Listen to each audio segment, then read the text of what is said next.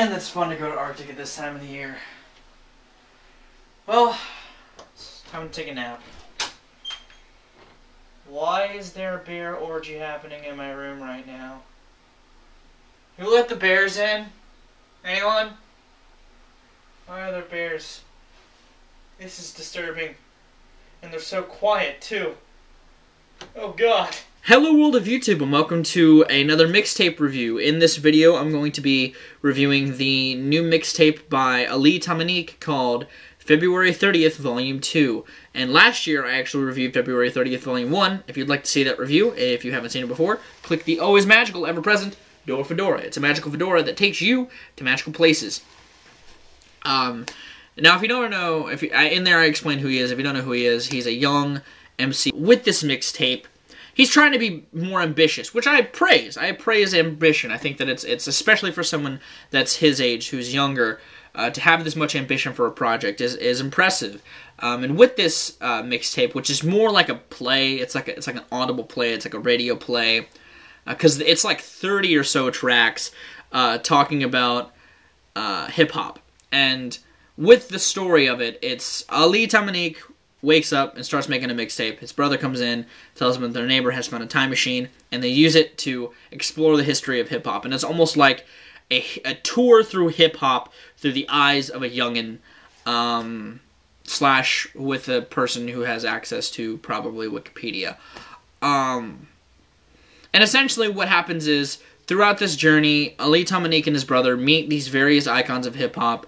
They go all the way back to the days of Grandmaster Flash. They meet up with Run DMC, and Big Daddy Kane, and Rakim, and KRS-One through Public Enemy and 2 Live Crew. They meet up with just a bunch of cats. Will Smith, Eminem, Big and Pac, and they kind of have this exploration through worldwide hip hop by the end. But they really they focus on hip hop's impact on the world by the end of it. And throughout these mini dialogues, there's a lot of dialogue in this thing. It's a very dialogue-heavy thing, because like I said, it's like a musical. It's half radio play, half music. It's the brother, the neighbor, and Ali talking with various clips or characters that they meet along the way, or clips from these rappers strewn in, with also freestyles or written verses of them on these famous artists' beats thrown in as well. They're spitting on stuff like Summertime, on a remix of Push It by Salt and Peppa.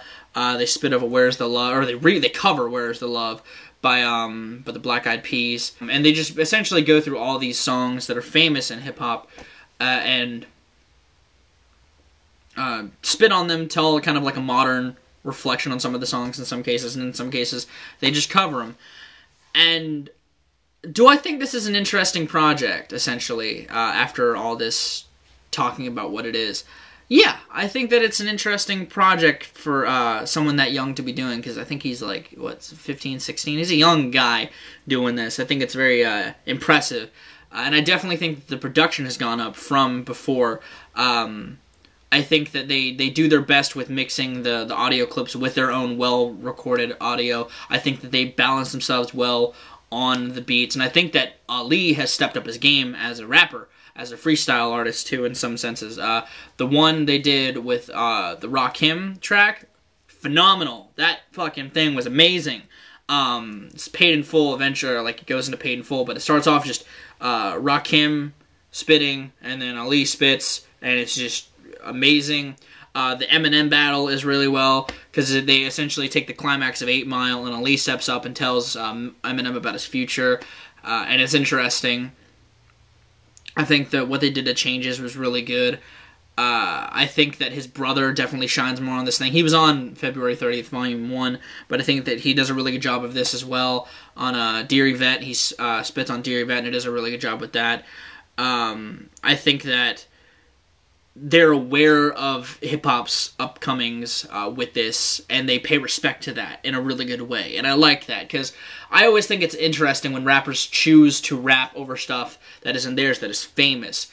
And I think it's interesting in this case because they're not trying to do it because they want to show that they're better. They want to pay respect to those artists, and I like that about it. It's the same reason why I liked the John Connor mixtape from last year, the People's Rapper LP, and even the Blue album, which I wasn't that big on because I'm not the biggest Jay-Z fan, but I respected both works because they were written and composed to pay respects to those artists, and I think that they did a very good job with this as well.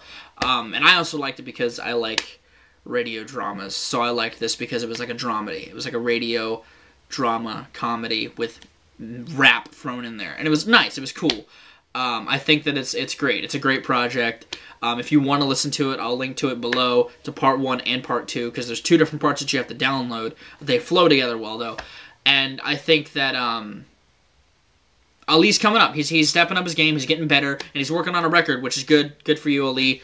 Tomineek. I can't wait to hear it. I can't wait to see what you got coming up. I hope that if you like hip-hop, you might give this a try.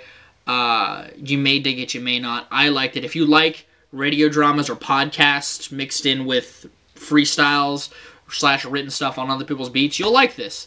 It's an interesting project. It's definitely a little bit out there conceptually, but it works. It works really well. And I gotta give credit where credit is due. I tip my hat to you, Ali Tomineek, for putting together something really interesting. So yeah, that's my thoughts on the album. I really think that it's much better than the first one. I think that the production's better. I think that the concept is good. And I think that with what they had, they did a really good job. So yeah, that's what I have to say. Hopefully you enjoyed this review. Both Ali Tomineek, who I'll be sending this to, and anyone else who sees this. I'm going to get out of here. I've been Viralrak. You guys are good at yourselves in situations, and I'll see you another day.